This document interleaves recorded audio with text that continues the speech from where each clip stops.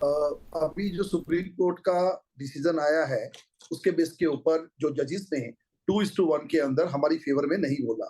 तो अब एचएनजी वाला चैप्टर हमारे लिए क्लोज हो गया है, लेकिन हमने उसकी एक पिटीशन डाली है अपना दोबारा से रिव्यू करने के लिए।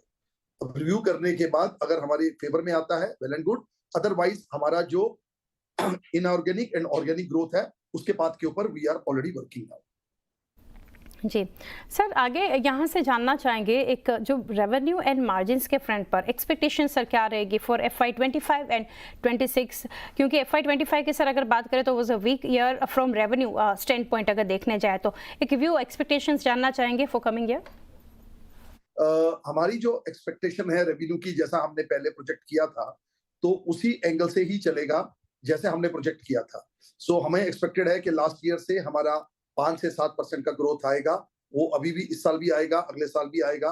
अगले साल एक्सपेक्टेड है 8 से 10% का ग्रोथ, क्योंकि हम कुछ डीबॉटलनेकिंग करेंगे, कुछ अपना रेवेन्यू ग्रोथ करेंगे। सो हम एक्सपेक्ट कर रहे हैं 8 से 10% का growth in the year 26 with respect to 25। और इस साल वी आर सर्टेनली एक्सपेक्टिंग 5 से 7% का growth with respect to last year. जी sir, Rajesh sir, Telangana plant जो है वहाँ पर सर जानना चाहेंगे यूटिलाइजेशन अभी कितना है? हमारा यूटिलाइजेशन करीब करीब 95% के ऊपर का है। हम अभी आज की डेट में जितनी भी हमारी कैपेसिटी है उसका 95% practically we are able to produce and we are able to cell.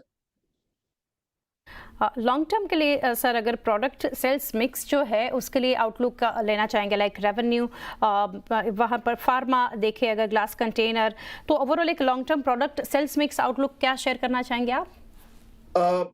क्योंकि ग्लास की जो कंजम्पशन है और ग्लास का जो यूजेज है वो वेरियस सेक्टर्स के अंदर है, जैसे अल्कोहलिक बिवरेजेस के अंदर आता है, बियर के अंदर आता है, फार्मास्यूटिकल के अंदर आता है, सॉफ्ट ड्रिंक के अंदर आता है, उसके बाद फूड के अंदर आता है और बाकी और बड़े सेगमेंट्स के आते हैं। तो बहुत सारे सेगमेंट्स हमारे अभी ग्रो कर रहे हैं एंड जितने भी हमारे नए सेगमेंट्स ग्रो कर रहे हैं उसके अंदर we are very strongly present and we are able to serve the market in the best possible वे।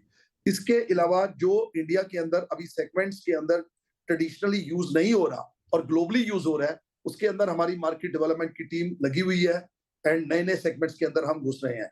तो हमारा जो डिपेंडेंसी है जो ट्रेडिशनल सेगमेंट्स हैं उससे हटके जो नए सेगमेंट्स हैं उसके अंदर हमारी ग्रोथ काफी अच्छी हो रही है। और सर कंपनी के अगर करंट डेट की नेट डेट की अगर बात करें तो करंटली क्या उसको लेकर अपडेट है, क्या सिचुएशन है?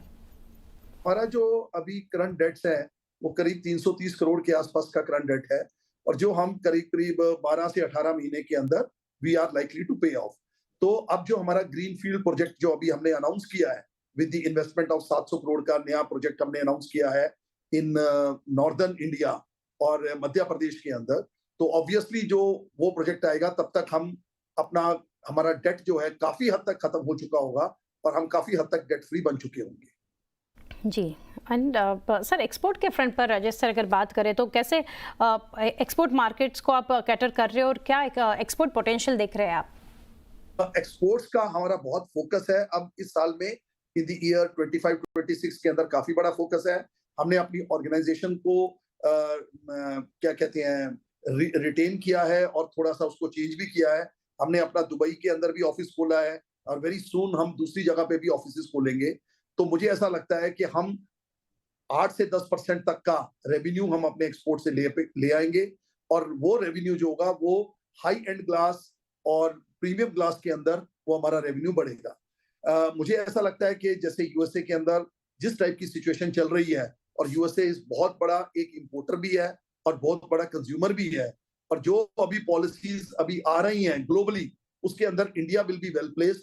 हमारी सरकार बहुत कुछ कर रही है और वो अपॉर्चुनिटी पर्टिकुलरली एजीआई को मिलेगी और एजीआई उसके अंदर एक्सेल करेगा। ये इंडिकेशन हमें मिलने शुरू हो गए हैं और हमने उसके ऊपर काम करना भी शुरू कर दिया है और उसके रिजल्ट्स अभी देखेंगे।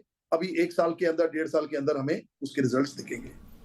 जी लास्टली सर जानना चाहेंगे यहाँ से राजेश सर, और लॉन्ग टर्म टारगेट जो है वो कंपनी के लिए आप क्या देना चाहेंगे?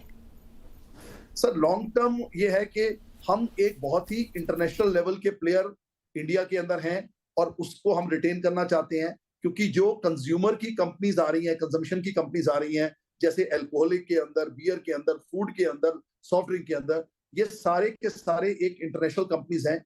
इनकी एक रिक्वायरमेंट प्रोडक्ट की, सर्विसेज की एंड अदर इंफ्रास्ट्रक्चर की उसी लेवल पे रहती है, और जो एजीआई बड़े अच्छे से उसको केटर करता है और उसकी रिक्वायरमेंट को पूरा करता है। तो इंडिया को अगर एक बहुत अच्छा कंजम्पशन हब बनना है, एक्सपोर्ट का हब बनना है, ग्लास का एक्सपोर्ट नहीं, इवन फाइनल प्रोडक्ट का एक्सपोर्ट का हब बनना है, उसके लिए आई थिंक हमारी इंडस्ट्री या हमारी कंपनी इज वेल प्रिपेयर्ड, और वो इन सब लोगों को बड़े अच्छे से केटर करेगी, और केटर करके एक अपना फुटप्रिंट बहुत स्ट्रॉन्ग करेगी।